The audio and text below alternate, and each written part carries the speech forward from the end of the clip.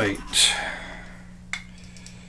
The outside of that is 17.35.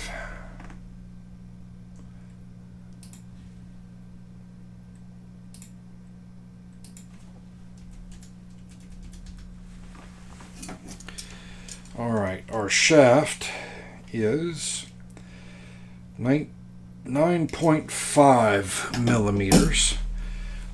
That's what we're just going to use as our shaft itself. But seeing that I really don't need to carve a hole in for this, well,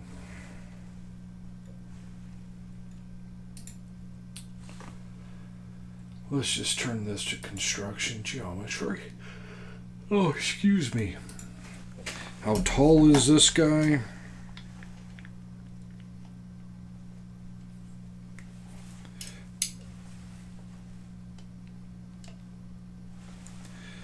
.75 millimeters tall.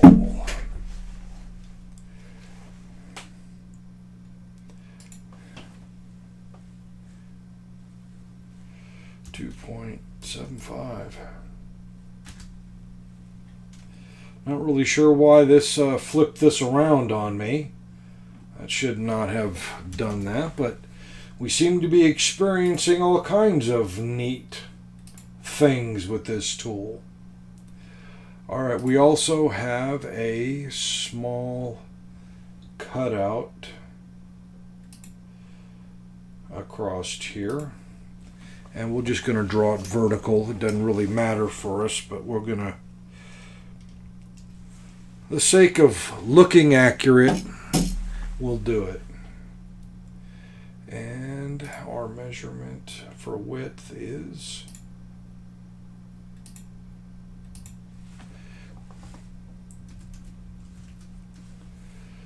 all right. How deep was that cut?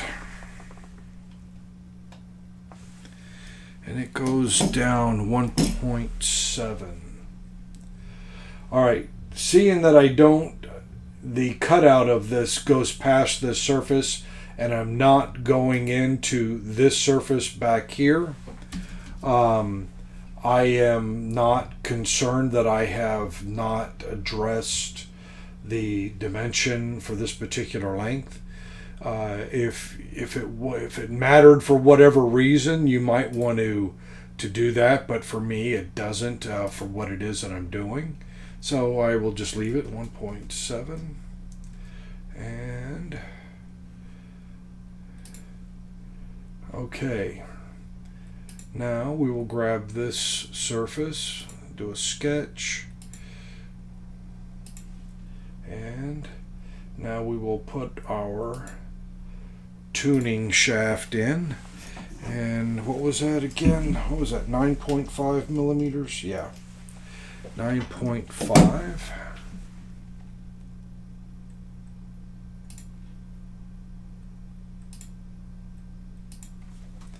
9.5. All right. And it is how tall?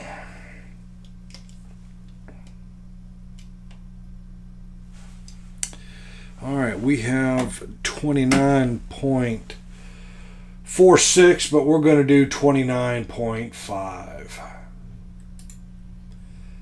Here again, that tiny little bit for what it is that we're doing, yeah, that ain't going to affect us. Oops, I just say it, but here again, that's work telling me that that's the size that should be. All right, we have us a small chamfer on the end of this. So depending on where you're at, you may call it chamfer, but we would just call it chamfer. And oh, this thing is super tiny. It is definitely not 10 millimeters. And we're probably talking about 0.25 millimeters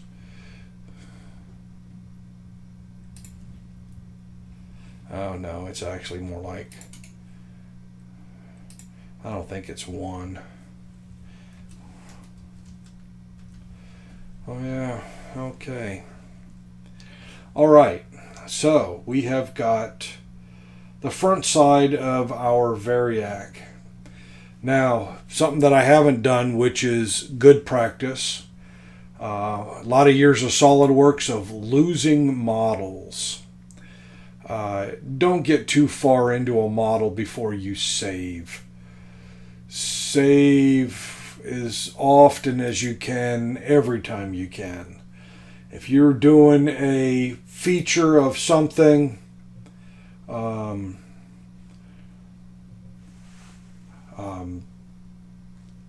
all means, and you can get into a complex parts, and it can be horrendous if you build feature on feature on feature and then lose what it is you're doing. Oh my gosh, that is terrible. General Radio Company.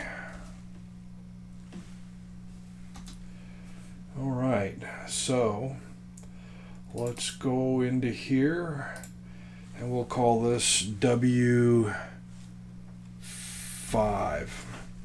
I'm sure there's probably a proper part number for it, but Variac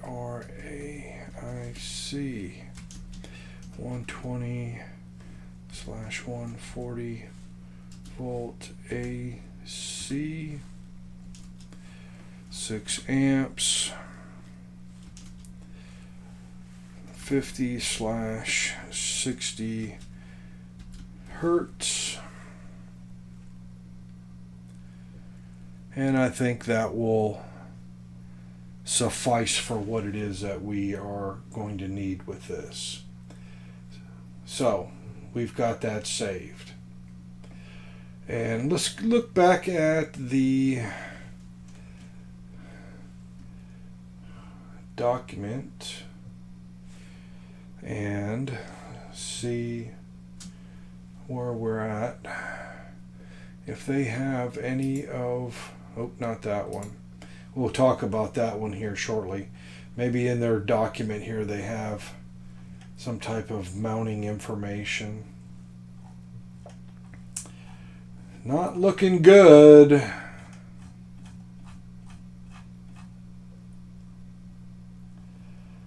All right. Well, this is definitely just a brochure. So let's take a look at the part itself. Maybe these guys have the same. Let's look at 511. Let's go to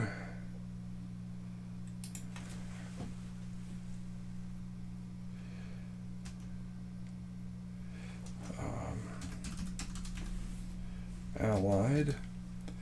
Let's take a look first off, see if we can find W5 Variac. Oh, boy, if I could spell, that might be pretty cool.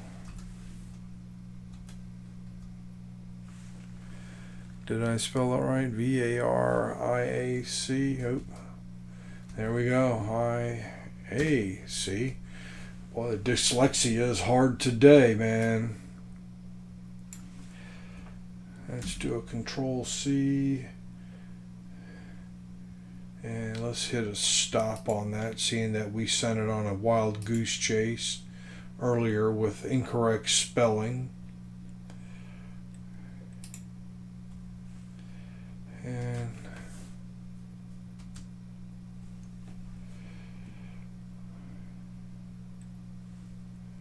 oh, okay, here we go. This is the model that we have. Well, not exactly the same. It does look the same because that right there looks all the same. Why, this is quite the beat up unit. But apparently you can get it used in stock, $75. So if somebody is looking for that, how about if we were to put data sheet?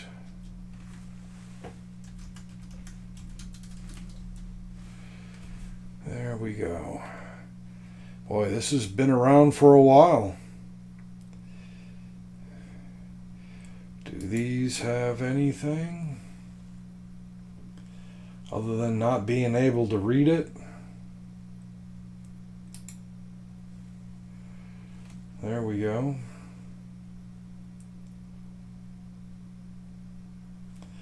There's a side view of it. There you can see that the front plate is the same as the back plate. Then the transformer's wired on. Let's zoom in here some so that you can see. 6, I'm sure, is probably the iron core. All the wires are around the outside. Here we have isolation something or another. Oh no, that's what taps off of the coil through here, through the back plate, through this, out here and out. So that really makes you wonder if what is that outside thing made of to keep it isolated? So, but do they have any kind of head rush here? Mounting information. Looks like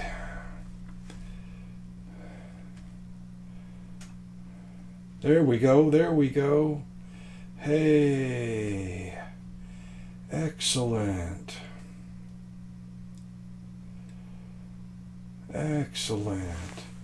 All right, we don't have these holes in place. Okay, so this is a number 10 that is here. So we will change that to a number 10. And see, we also do have this all in inches.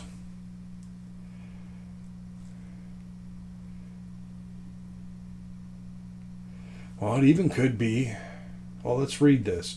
4 holes, drill and tap, 1/4-28 as preferred to mount Variac, or 3 holes at 732 for number 10 FHMS to mount Variac. And we don't have these holes here, so not really concerned about those. Yeah, they're not there. So let's go back and let's drag this off screen and over here.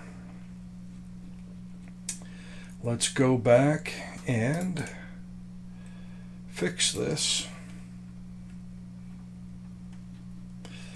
Let's change this to 1032 and let's go back to position and let's get rid of that. Let's change this guy.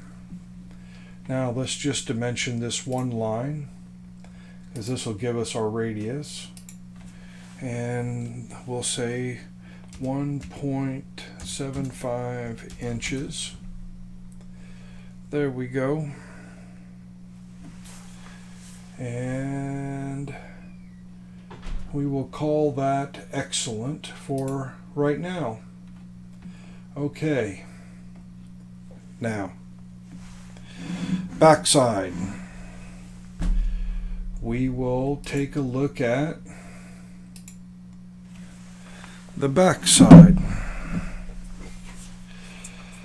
We are not going to have anything within this envelope of the sides of this particular unit. So, which includes this, but we'll also give some easement on the top of this so that we will always have area that we can get our fingers in here with our wires coming in and out and that kind of thing. But for the sides, we will create this feature. We will not be including this piece of insulating material. Looks like it's some type of a fiberglass or something. For me, I don't care. Like I said, I'm not building this part. I'm just using this part. So we will just call this whatever this radius is, extrude from the back surface up to whatever the height is, and go from there. I could turn this into a dumb block and just leave it that way, but what's the fun of doing that if you can't make it look like something halfway decent? Now for work, it would be just very rudimentary blocks and stuff like that, but for this video, we will include all of it. All right, our diameter of our copper wind is 106.5 millimeters. So let's get that. 106.5. All right, and it is